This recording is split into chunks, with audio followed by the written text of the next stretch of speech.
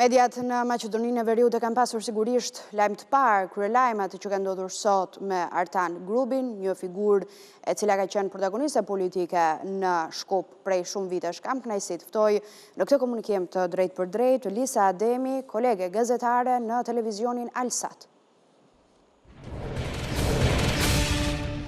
Lisa, të përshëndes, shumë faleminderit për kohën, mirë se erdhe në Ballkan Update.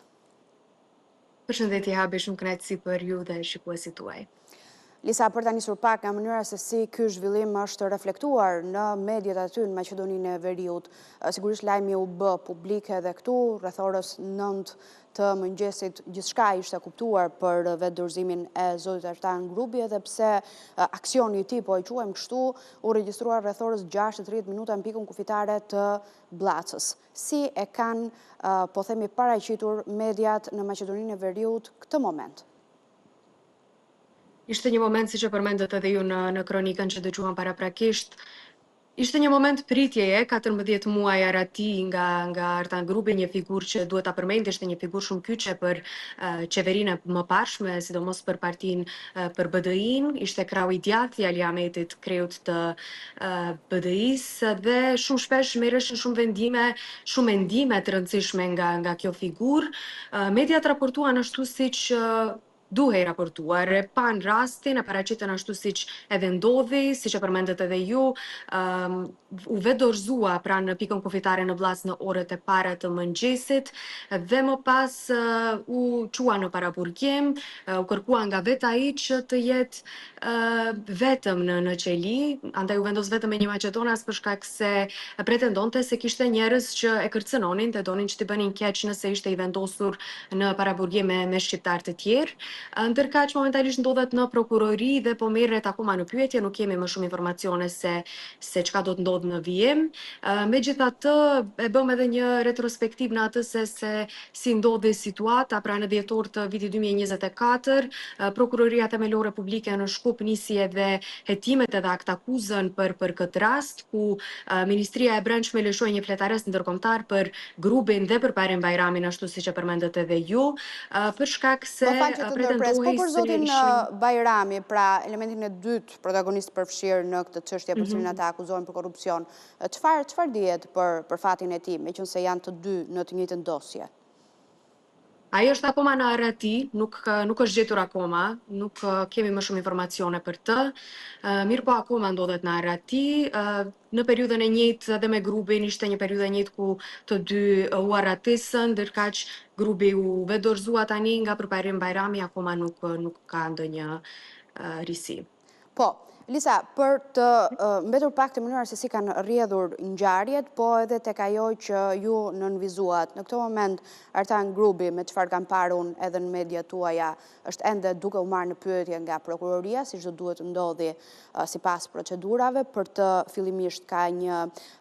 mas përcaktuar 30 ditë paraburgim, po merret në pyetje nga prokuroria, ishte vendosur në një qendër paraburgimi në rrethinat e Shkupit, ku ka deklaruar, këtu do doja të mbetesha pak, se ndihet i pasigurt, ndaj ai është vendosur në një dhomë me një shtetas tjetër të burgosur, shtetas Maqedonas.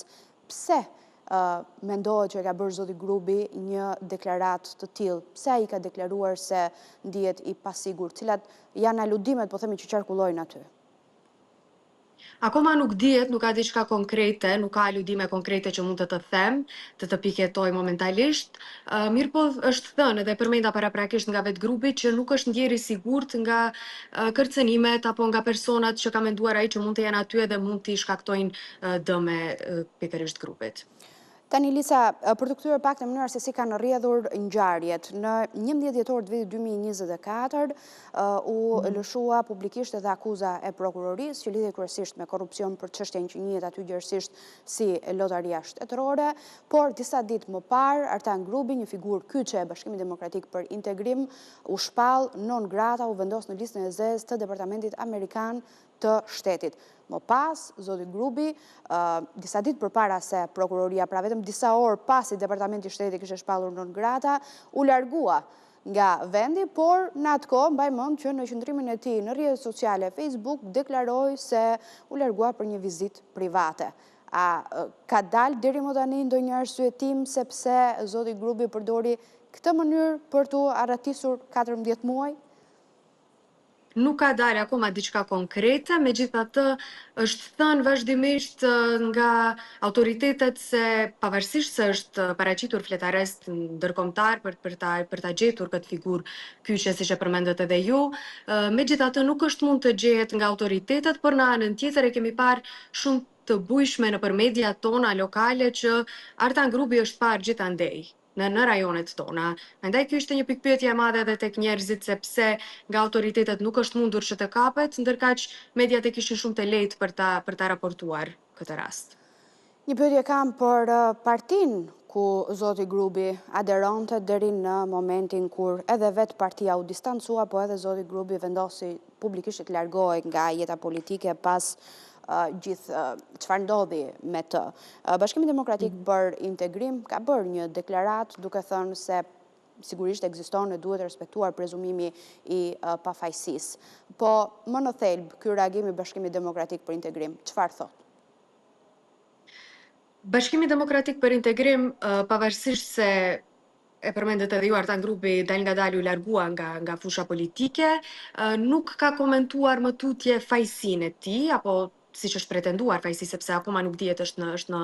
rast në hetim, në proces. Megjithatë,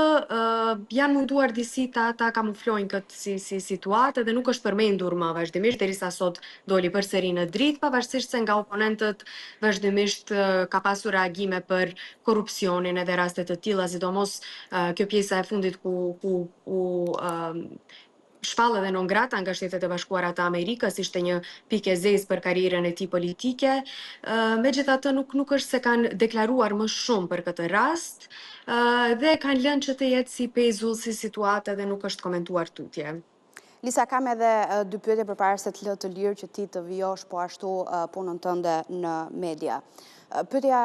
e parafundit lidhet me, po themi, çfarë dim për rastin e njohur si Lotaria Shtetërore, ku zoti Grubi është, së bashku me zotin Bajrami, një nga emrat kryesorë të akuzuar për korrupsion. Cila ka qenë mënyra sipas prokurorisë apo skema e përdorur për përfitimin e këtyre parave? Atëherë dihet se menjëherë pas rrëzimit të qeverisë paraprake dhe kur erdhi qeveria e re, filloi hetimi për të gjithë këto raste skandale të pretenduara korrupsioni që lidhen me strukturat e mëparshme qeveritare ku pikërisht bënte pjesë Bashkimi Demokratik për Integrim dhe në këtë rast Artan Grubi dhe Përpajrim Bajrami. Pra u dyshua se janë shkaktuar dëme të mëdha financiare në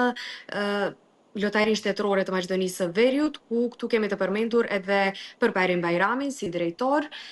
Dyshohet se ka pasur domethënë rreth 500 milion denar dëm apo 8.2 milion euro dëm në këtë buxhet, andaj edhe Ministria e Brendshme më pas edhe lëshoi fletaristin për këto dy figura për shkak se thuhet se kanë shpërdorur detyrën e tyre dhe kanë përvetësuar në mënyrë të paligjshme mjetet nga buxheti. Pra siç e përmenda 8.2 milion euro, bëhet fjalë për një shumë të madhe parash, andaj për gjykatën ishte e qartë se grupi ishte një zyrtar i lartë dhe me ndikim shumë të madh në vendimet për blerje të pajisjeve dhe licencave të ndryshme të dyshimta për lojë rafati, ishin ato pajisjet VLT që kanë dëmtuar në mënyrë masive edhe buxhetin shtetëror. Lisa, një pyetje të fundit me sa mundemi ne të analizojmë. Ky zhvillim sa pritet të ndryshojë konfiguracionin e skenës politike në Maqedoninë e Veriut, sepse për BDI-n tashmë rikthehet një nga akuzat më të nënvizuara për këtë parti, çështjet që lidhen kryesisht me korrupsionin. A do të jenë tashmë,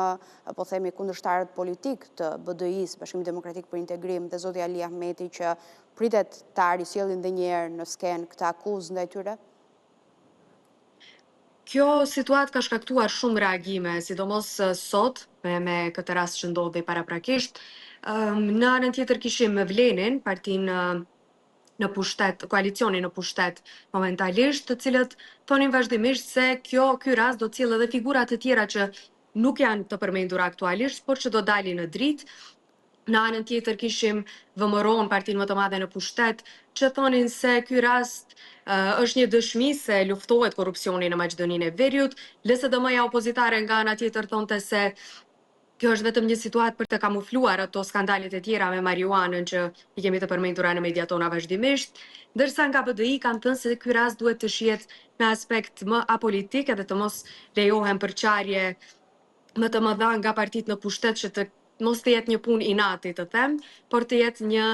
hetim siç duhet dhe të dalë në dritë, siç thonë ato, pafajësia e grupit në këtë rast. Shumë të falenderoj Lisa për kohën tënde, mbetet për të parë nëse ky rast do t'i thelloj më tepër ndasit mes të paktën dy përfaqësuesve grupeve politike të shqiptarëve, Partitë e Vlerën që ndodhen në pushtet me kryeministrin Hristijan Mickoski dhe pjesës tjetër shqiptarëve në opozitë drejtuar nga BDI-ja e zotit Ahmeti. Të falenderoj dhe të përshëndes nga Tirana. Faleminderit shumë, shumë kënaqësi.